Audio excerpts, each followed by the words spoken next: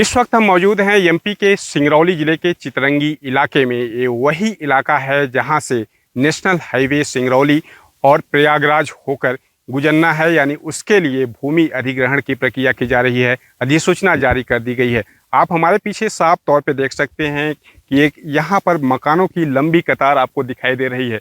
जहाँ भी आपकी नज़र जाती होगी मकान ही मकान आपको दिखाई दे रहे हैं। हालांकि इस मकान में कोई रहता नहीं है।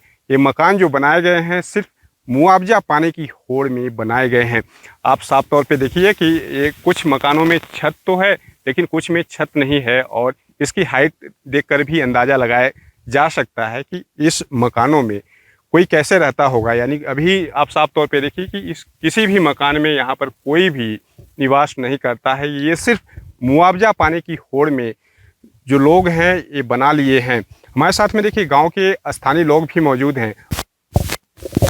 क्या नाम है आपका? जी, मनीष तिवारी। मनीष, यहाँ पर मकान ही मकान दिखाई दे रहे हैं, ये क्या है पूरा माजरा? जी, कब बने हैं ये मकान? अभी हाल ही में 1-2 महीने पहले ही बनाए गए हैं। सकते हैं किसी घर में कोई रहता नहीं है यहाँ पर, खाली मुआवजा के लिए ये सब हैं। ये क्या सिस्टम होता है? जैसे हम ही को मकान बनाना है यहाँ पे मुआवजा पाने के लिए, तो क्या सिस्टम प्रक्रिया होता है? किसान कैसे ज़मीन देते हैं? जैसे आपको बनवाना है और मान लीजिए मेरा प्लाट है, आप आए यहाँ पर और नेशनल हाईवे गुजरनी है, सब चिन्हांकित हो गया है, तो हो गया 10-20% हमको आप दे दीजिए। आप इन्वेस्ट कर लीजिए, यहाँ पर घर वगैरह बनवा लीजिए। 20% 30% हमको दे दीजिए। जो जिस प्रकार के लोग मिले उनसे उस प्रकार की डील हुई और इतने सारे घर निर्माण हो इसके लिए क्या एग्रीमेंट वगैरह किया जाता है ज़मीन की रजिस्ट्री? हाँ, स्टाम्प पेपर लेके, क्योंकि भाई एक दूसरे का भरोसा करने के लिए स्टाम्प पेपर लिया जाता है और उस पर विधिवत लिखा जाता है कि हाँ मैं ये इतना ज़मीन इनको घर बनाने के लिए दे रहा हूँ। इस प्रकार से हो रहा है कुछ। तो साफ तौर पे समझ सकते हैं कि यहाँ पर जो ज़मीन है और जो किसान है वो ज़मीन किस तरह से देते हैं। एक एग्रीमेंट होता है जो मकान निर्माण करा रहे हैं उनके बीच और किसान के बीच जिनकी ज़मीन है, और एग्रीमेंट में यह तय होता है कि कितने % राशि किसान को यानी जिनकी ज़मीन है उनको देना है और जो मकान बना रहे हैं उनको मिलेगा। ये एग्रीमेंट में सारा चीज़ें तय होता है। उसी के बाद ये सारी प्रक्रियाएं होती हैं और लोग जो है देखिए मुआवजा पाने की होड़ में न जाने कितने यहाँ पर मकान बना लिए हैं। हालांकि प्रशासन का यह दावा है कि जो मकान बनाए गए हैं सर्वे के बाद उनका भुगतान नहीं किया जाएगा। यह तो देखने वाली बात होगी कि प्रशासन अपने दावे पर कितना खरा उतरता है। क्या प्रशासन जो सर्वे के बाद जो मकान बनाए गए हैं उनका भुगतान कराता है या नहीं कराता है, यह देखने वाली दिलचस्प बात होगी। मेरा नाम संकटा सिंह चौहान, ब्लॉक अध्यक्ष हूँ मैं कांग्रेस पार्टी का, चितरंगी का।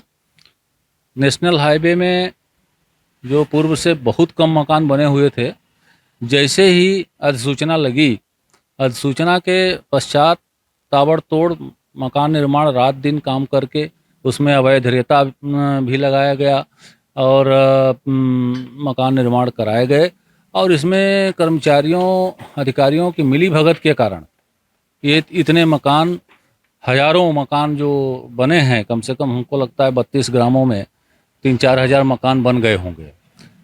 और मकान से ही चितरंगी तो तहसील क्रॉस हुई हो जाएंगे, दूसरे तहसील में भले न हो।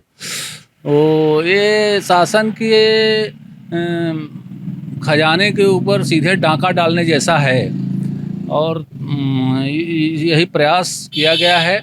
और इस पर हमारे जो जनप्रतिनिधि हैं, चाहे पूर्व सांसद हों, पूर्व विधायक लोग हों, माननीय लोग भी उसमें पूरी तरीके से शरीक हैं।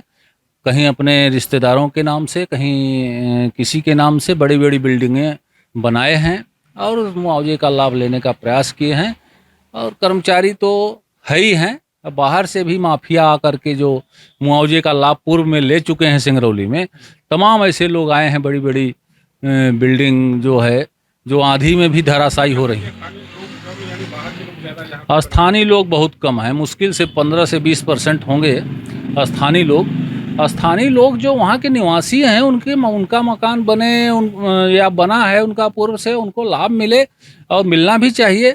लेकिन जो बाहर के लोग इस तरीके से उसको माने कमाई का धंधा बना रहे हैं, ये तो जांच का विषय है। 19 मई को हो चुका है और सर्वे के उपरांत कोई भी मकान नहीं बनाए जा रहे हैं।